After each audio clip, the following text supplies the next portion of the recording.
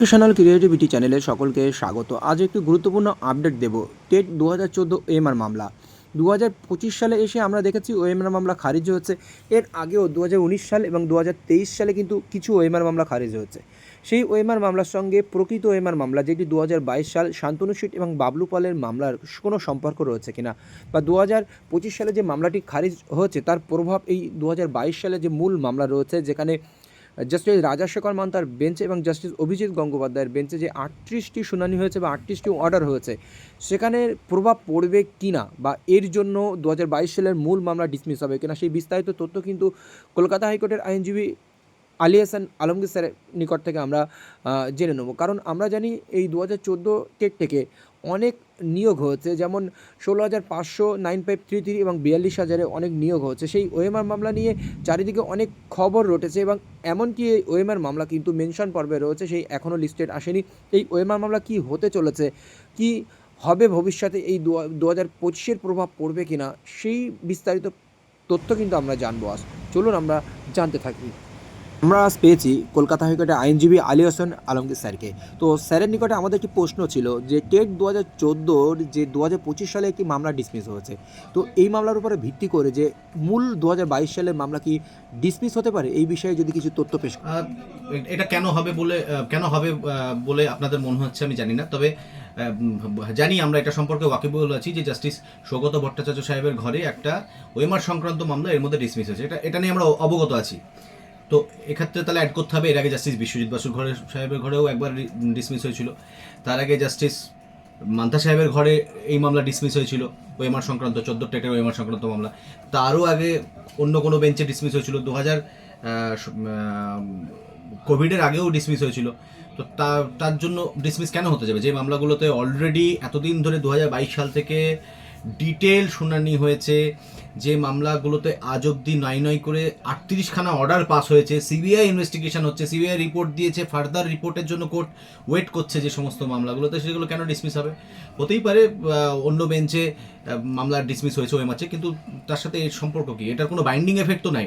ওখানে একটা মামলা ডিসমিস হয়েছে, কোনো অসুবিধা নেই, এটা তো কনকারেন্ট জুডিশিয়ারি, এটা কোনো বাইন্ডিং। এটা যদি ডিভিশন বেঞ্চে হতো তাহলে একটা কথা, কিন্তু দেখুন আগের ওএমআর মামলাগুলো প্রত্যেকটা ডিভিশন বেঞ্চে চ্যালেঞ্জ হয়েছে, একটা এসএলপি সুপ্রিম কোর্টে পেন্ডিং আছে। কোনো সময় কি ডিভিশন বেঞ্চ বা সুপ্রিম কোর্ট বলেছে যে না, কেন এত বিলেটেড স্টেজে এই সমস্ত মামলাগুলো ফাইল করা হচ্ছে, কেন তো দেরি হলো?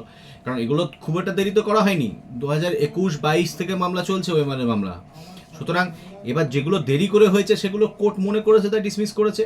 কোর্ট যেগুলো ডিসমিস করেছে সেগুলোও যেমন সেই অর্ডারগুলোকেও যেমন গুরুত্ব দিতে হবে, কিন্তু তার মানে যে আমাদের পুরনো মামলাগুলো ডিসমিস হবে তার কোনো মানেই নেই, মানে হবেই না এরকম।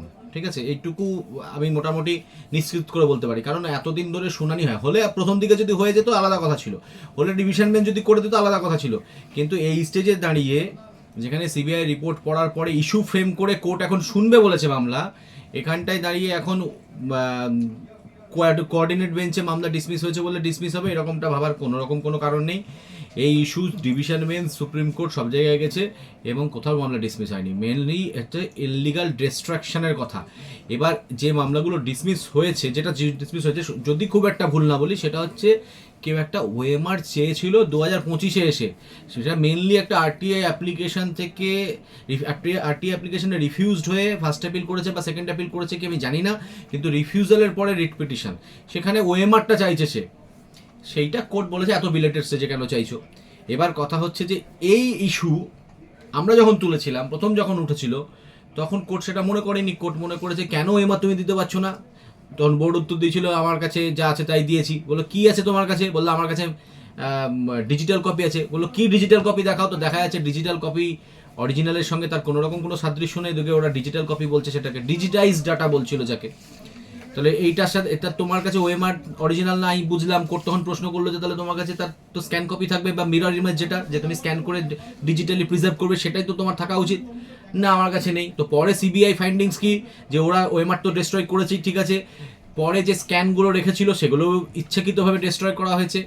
তারপর যেগুলো সেগুলোকে কনভার্ট করেছে যে ফরম্যাটে কোবল সফটওয়্যার ব্যবহার করে, সেটাও অনেক ব্যাকডেটেড, সেই বহু পুরনো আদিকালের সফটওয়্যার, সেই সফটওয়্যারের ফলে সেটা ইজিলি এডিটেবল। তো এগুলো কোর্টের ফাইন্ডিংস। বাবা, এখান থেকে যাওয়ার জায়গা কোথায় আছে? এর উত্তরগুলো দিতে হবে পর্ষদকে। এবার পরের দিকের মামলা সেগুলো কোর্ট মনে করেছে যে এগুলো বিলেটেড থট বা এরা এতদিন কোনো রকম কোনো অ্যাকশনের মধ্যে ছিল না, কিছু করেনি, দুম করে 25 সালে এসে আরটিআই করে সঙ্গে সঙ্গে মামলা ফাইল করছে, সেটা কোর্ট মনে করেছে সেটা একটা ইন্ডিভিজুয়াল কজ অফ অ্যাকশন। এখানে কিন্তু ওএমআর ইস্যুতে একটা মানে গ্রেটার পাবলিক ইন্টারেস্ট জড়িয়ে আছে যাকে বলে, যেমন যে লেভেলের দুর্নীতির কথা হচ্ছে। সুতরাং এই মামলাগুলো ডিসমিস হচ্ছে বলে যে এই 22-এর মামলাগুলো ডিসমিস হবে একেবারেই নয়। আমি অন্তত পক্ষে এটুকু বিশ্বাস করি না। যেটা বিশ্বাস করি না আমি সেটাই জানিয়ে দিলাম যে হবে না সেটা এরকম। এই মামলা তার নিজস্ব মেরিটে শুনানি হবে।